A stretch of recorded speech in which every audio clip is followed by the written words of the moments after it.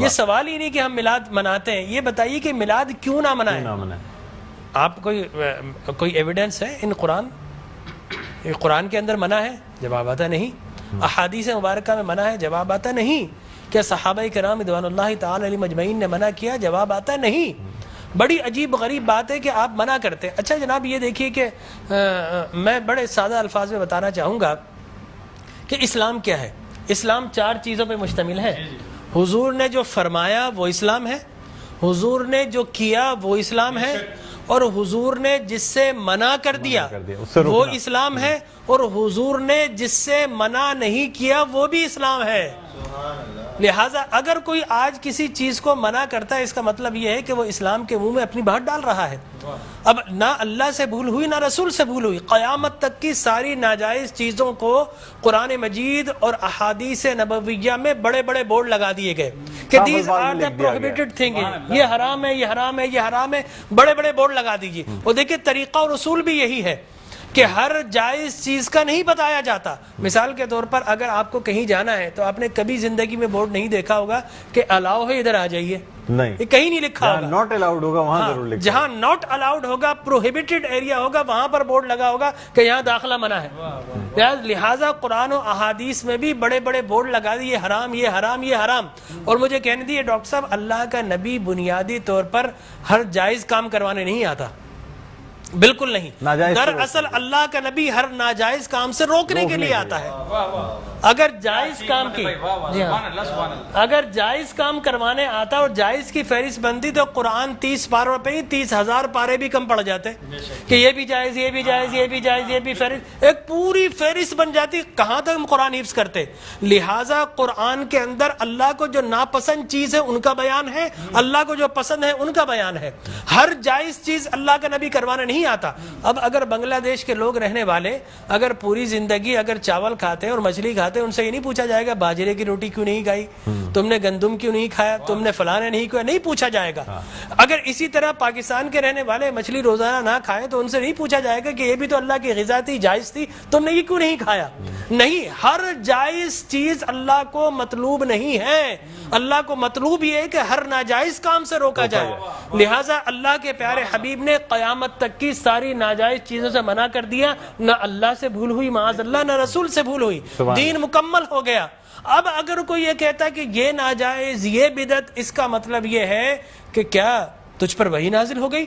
باب نبوت تو بند ہو چکا ہے، اب تو کس بنیاد پر کر رہا ہے؟ دیکھیے اب کس بنیاد پر تم منع کر رہے ہو۔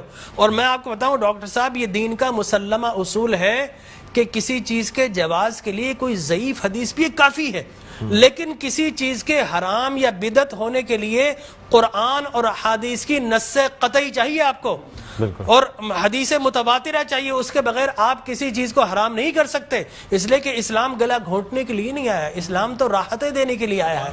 لہٰذا جو ناجائز چیزیں تھی اسلام نے وہ منع کر دی 1400 سال پہلے۔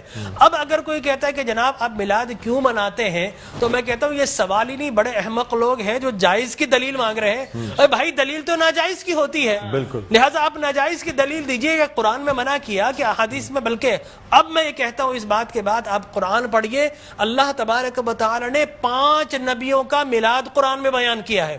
حضرت آدم علیہ الصلوۃ والتسلیم کے میلاد نامے قرآن کے 5 رکوع پر متفرق پہلا واقعہ ہی میلاد نامہ آدم ہے۔ فرشتوں کو جمع کیا، میں آدم کو پیدا کرنے والا ہوں، کیا کریں؟ سیلیبریشن کرو۔ آدم کی ولادت کا موقع، نفخت فیہ من روحی فقعوا لہ ساجدین، جیسے ہی میں یہ آنکھ کھول دے، یہ پیدائش ہو جائے، ولادت ہو جائے، تو تمہیں کیا کرنا ہے؟ اس کو سجدہ کرنا ہے۔ اللہ تبارک و تعالیٰ فرماتا ہے کل مجمعون الا ابلیس، سارے فرشتوں نے سیلیبریٹ کیا، آدم کو سجدہ کیا سوائے ابلیس کے۔ تو معلوم یہ ہوا کہ جس نے میلاد منایا اللہ نے اسے نورانی قرار دے دیا، اور جس نے انکار کیا اللہ نے اسے شیطانی قرار دے دیا۔ سبحان اللہ سبحان اللہ۔ لہٰذا اسی طرح میں 2 منٹ بس، اسی طریقے سے سورہ قصص میں حضرت موسیٰ علیہ الصلوۃ والتسلیم کی میلاد نامہ اللہ نے 28 ابتدائی آیات میں بیان کیا. اور حضرت یحییٰ علیہ الصلوۃ والتسلیم کا میلاد نامہ سورہ مریم میں کیا سلام علیہ یوم ولدا، سلام ہو یحییٰ پر کس دن؟ جس دن وہ پیدا ہوئے. لہذا نبی پیدا ہو رہا تو اللہ سلام بھیج رہا ہے. اور پھر حضرت عیسیٰ فرماتے والسلام علیک یوم ولدت و یوم اموت و یوم ابعث حیا، سلام ہو مجھ پر جس دن میں پیدا ہوا. سرکار نے فرمایا. اور پھر اللہ تبارک و تعالی نے ووالدین وما ولد کہہ کر حضور کے میلاد کو بیان کیا. اور حضرت مریم کی میلاد کو اللہ نے سورہ آل عمران میں بیان کیا. پھر سرکار نے فرمایا کہ میرے غلام الجمعۃ عید للمسلمین. لوگ کہتے ہیں 2 عیدیں، تیسری عید مل گئی. حضرت عمر بن خطاب سے پوچھا کہ یہ الیوم اکملت لکم دینکم، یہ آیت ہمارے نبی پر نازل ہوتی تو ہم 2 عیدیں مناتے، ہم تو بطور عید مناتے. حضرت عمر نے حضرت ابن عباس دونوں سے احادیث فرمایا میاں تم ایک عید کی بات کرتے ہو، ہماری تو 2 3 عیدیں تھی اس دن. وہ یوم عرفہ تھا مسلمانوں کی عید کے دن، وہ جمعۃ المبارک تھا مسلمانوں کی عید کے دن، وہ تکمیل دین کا دن تھا، وہ مسلمانوں کی عید کا دن ہے. لہٰذا یہاں پر تو پہلی، دوسری، تیسری، چوتھی، 5ویں نہ جانے کتنی عیدیں. اور صحیح مسلم کی حدیث مبارک رسول اللہ نے 5 عیدیں بیان فرما دی. ایام تشریق، یوم نحر، اس کو سرکار نے عید قرار دیا.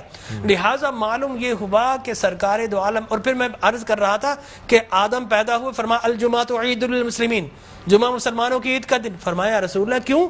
فرمایا فیہ خلق آدم، اس لیے کہ اس دن تمہارے باپ آدم پیدا ہوئے. معلوم ہو آدم پیدا ہو تو عید کا دن، اور جس دن فخر بنی آدم پیدا ہو ہزاروں عیدوں کا عید.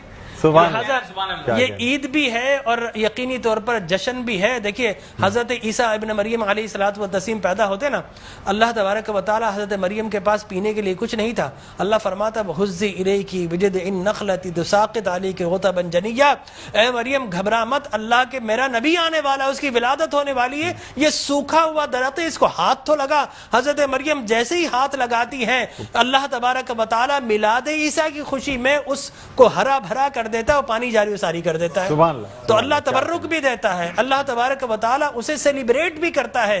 تو یقینی طور پر میلاد النبی صلی اللہ علیہ وسلم کے اگر جواز کی آپ بات کریں گے صبح ہو جائے گی. میں قرآن سے بھی بیان کرتا رہوں گا، میں احادیث نبویہ سے بھی بیان کرتا رہوں، لیکن ناجائز کی ایک دلیل اگر کوئی ہمیں دینا چاہے تو ہم موجود ہیں میٹرو ٹی وی پر، کوئی ایک دلیل ہمیں دے دے. لوگ کہتے ہیں بدعت یہ بدعت. او بھائی بدعت ہر نیا کام بدعت نہیں ہوتا، ہر نیا عقیدہ بدعت ہوتا ہے. لہذا وہ سمجھے ہی نہیں، ہر نیا کام بدعت نہیں ہے. میں آپ کو ثابت کر دوں ہر نیا عقیدہ بدعت ہے. لیکن آپ شیطان نے جب بلیف جو جس چیز پہ انسان کا ہے وہ قائم ہے، ہر نیا کام، اگر ہر نیا کام بدعت ہوتا، خوشی منانا، عید منانا، اس میں تو کوئی ایسی بات انوویشن ہے اسلام کے اندر. آپ یہ دیکھیں نا حضور اکرم صلی اللہ علیہ وسلم کی وفات شریف کے بعد قرآن مجید جمع کیا بدعت، پھر اس کے بعد تراویح بدعت. وہ بخاری کے ہذہ نعمت البدع، حضرت عمر بن خطاب کے الفاظ ہے کتنی پیاری بدعت ہے کہ میں نے تراویح شروع فرما دی. تو مقصد وہ کہ بدعت اچھی بھی ہوتی ہے. صحابہ کرام بدعت حسنہ بھی ہے، بدعت مذمومہ بھی ہے. اور مذمومہ بدعت کیا؟ اچھی چیز کو مٹا دینا. اور بدعت حسنہ کیا ہے؟ کسی اچھی کام کا جاری کرنا. فرمایا من سن سنتا حسنتا فلہ اجرھا واجر من عمل بها الى یوم القیامہ. جو کسی اچھی سنت، اچھے کام کو جاری کرتا ہے، اس کے بعد قیامت تک اگر لوگ اس کام کو جاری رکھیں تو اس بگنر کو اللہ تبارک و تعالی اجر و ثواب عطا فرماتا ہے. سبحان اللہ. ہماری ٹرانسلیشن کا